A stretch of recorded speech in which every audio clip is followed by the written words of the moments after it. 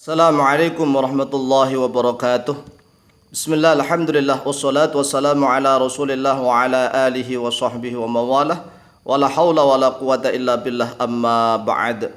Saudaraku kaum muslimin wal muslimah rahimakumullah, melanjutkan kajian kitab Metode Al-Mu'allim halaman yang ke-17.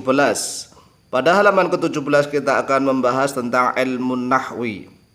Jadi dari halaman per halaman kita sudah punya bayangan bahwa halaman 1 sampai halaman 16 itu masih tentang perabot ya, bahan-bahan untuk membahas tentang ilmu nahwu. Kemudian halaman 17 sudah mulai kita membahas ilmu nahwi.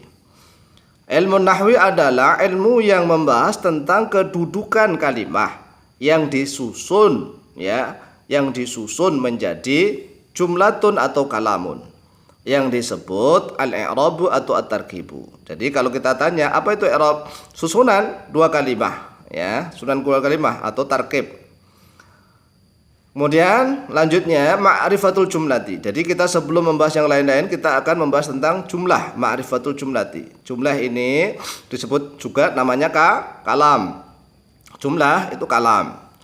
Jumlatun atau kalamun adalah susunan dua kalimah atau lebih yang dapat dipahami oleh orang yang berbicara, namanya mutakallimun, orang yang berbicara, dan oleh orang yang mendengar. Orang yang mendengar dalam bahasa Arab disebut sami'un atau mukhatabun. Rumusnya jumlah atau kalam ini fi'lun plus ismun, fi'lun plus ismun, atau ismun plus ismun. Nah kalau dengan harfun bagaimana? Enggak bisa. Disebut sibul jumlah nanti ya, sibul jumlah kalau dengan harfun. Jadi rumus jumlah itu fi'lun plus ismun atau ismun plus ismun. Dan jumlatun itu ada dua, yaitu jumlatun fi'liyatun dan jumlatun ismiyatun. Al-ula, yang pertama jumlatun fi'liyatun adalah susunan kalimah yang diawali oleh fi'lun. Jadi kalau ada susunan dua kalimah atau lebih yang diawali oleh fi'lun, maka disebut jumlah fi'liyah. Simbol fa'. Jadi kalau fi'il sekarang kita sudah belajar simbol. Fi'lun diambil dari fa' ini, fi'lun simbol fa'. Dan fi'lun itu ada 4. Di dalam ilmu sorfi ada 4 ya. Kemudian kita gabungkan di dalam ilmu sorof, yaitu 1 al-fi'lul madhi, makna telah. Jadi jumlah fi'liyah itu bisa disusun dengan menggunakan fi'il madhi, bisa ya, bisa dengan fi'il mudhari, bisa fi'il amar juga bisa, fi'il nahi juga bisa. Makna telah kalau fi'il madhi. Alamatnya fi'il madhi, harf akhirnya mabniyun 'alal fathi ad-dhahiri.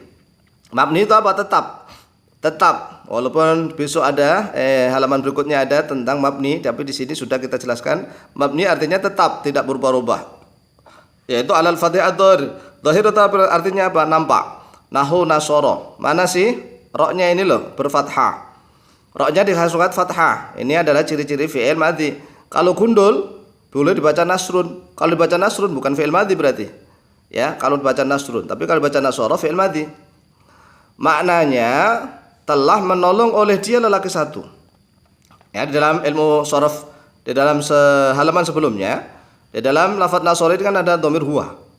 Huwa ya kan, tasrif lugawi, ingat tafsir lugawi halaman 15, nasoro dan seterusnya itu ya, abadu seterusnya. Telah menolong oleh dia lelaki satu. Kemudian kalau nasorot maknanya telah menolong oleh dia perempuan satu. Dan taknya, tak dalam nasorot ini, taknya adalah ta'ut ta'nisi as-sakinatu. Ini tak yang menunjukkan perempuan, taknis yang bersukun sakinah, maka disebut ta'ut ta'nisi sakinah. Kemudian atau mabniun 'alal fathih al-muqaddari. Ini fi'il masih fi'il madhi, tetap atas fathah yang diperkirakan. Nahu da'a. Jadi kalau huruf akhirnya nakis ya, ilat, maka dia mabniun 'alal fathih al-muqaddari, yang diperkirakan saja, enggak nampak karena huruf akhirnya alif. Kemudian apabila bersambung dengan dhamirur raf'in mutaharrikun, maka mabniun 'ala sukuni. Jadi ternyata untuk pemula ini ya, untuk pemula bahwa fi'il madhi itu ada yang mabniun 'alal fathi ad-dhahiri, ada yang mabniun 'alal fathi al-muqaddari, ada yang mabniun 'ala sukuni. Untuk pemula. Nahu nasortu. Nasortu roknya itu disukun Nah ini karena ketemu tak.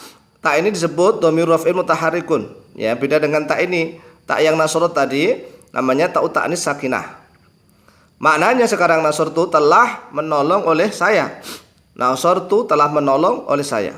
Jangan diartikan saya telah menolong. Ya, saya duluan disebut salah. Itu berarti bukan jumlah fi'liyah.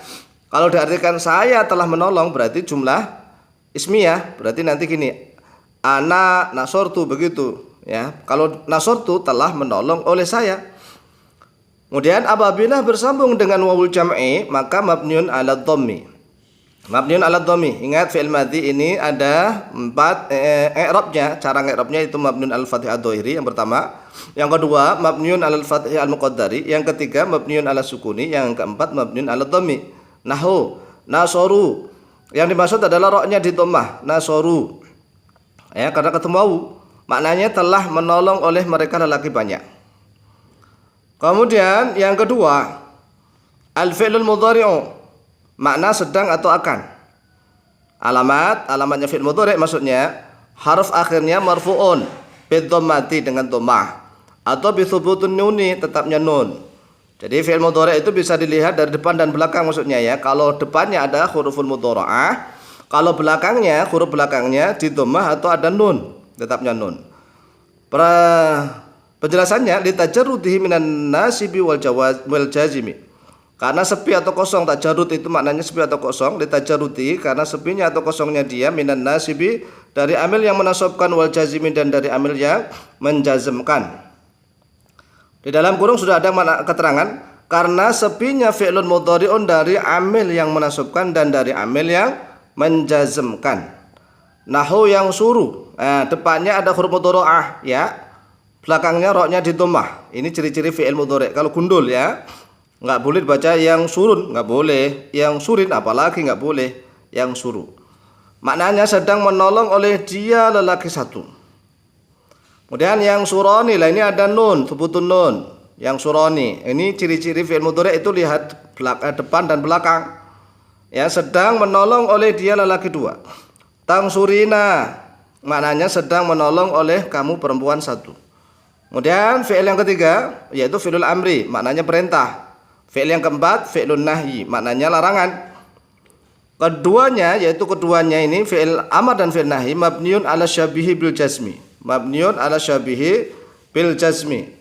Mabni ala syabihi bil jazmi itu serupa ya, serupa dengan jazm. Alamatnya dengan sukunun atau dengan hadful harfin ilati. Kalau alamat jazm itu bisa dengan sukun atau dengan membuang huruf ilat. Tapi kalau mengi'rab untuk fi'il amar sama nahi itu mabniun ala syabihi bil jazmi. Mabniun ala syabihi bil jazmi ini. Mabniun ala syabihi bil jazmi. Kalau ini alamat jazmnya adalah sukun atau hadfu harfin ilat, membuang harf ilat. Atau hadfun nun. Ya, hadfu ada dua, yaitu hadfu harf ilat atau hadfun nun, membuang nun. Nahu kum lafadz kum ini awalnya ada wawunya dan memnya disukun ya. Maknanya berdirilah oleh kamu lelaki satu. Perhatikan, kum saja begini ini sudah jumlah. Loh kok jumlah? Iya, karena ada anta aslinya gini. Kum anta aslinya. Jadi kalau seandainya gundul hanya qaf mem saja, antum baca kum itu jumlah. Iya jumlah. Loh, kok gak kelihatan? Ya, inilah saktinya. Yang gak kelihatan dhamir mustatir ini ya. Nah, yang dipersembunyikan. Qum, berdirilah oleh, lah ini oleh kamu, lelaki satu. Qumi, lah ini ada yaknya ini fa'il. Qumi, berdirilah oleh kamu perempuan satu. Ya kalau ada yaknya begini fi'il amar berarti untuk anti. Berdirilah oleh kamu perempuan satu. Tafaddal maknanya silahkan. Oleh kamu lelaki satu. Kalau mempersilahkan seorang laki-laki tafaddal. Kalau mempersilahkan seorang perempuan tafaddali, ya tafaddali dan tafaddali silahkan oleh kamu perempuan satu. Wa nahu la takum. Fi'il nahi ini la takum, jangan berdiri oleh kamu laki satu.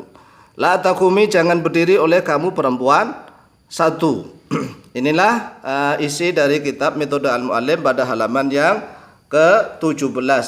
Mudah-mudahan diberikan kefahaman oleh Allah Subhanahu wa taala, mendapatkan ilmu yang manfaat dan barakah fid din wa dunya wal akhirah. Akhirul kalam wallahu muwaffiq ila aqwamit thariq. Wassalamualaikum warahmatullahi wabarakatuh.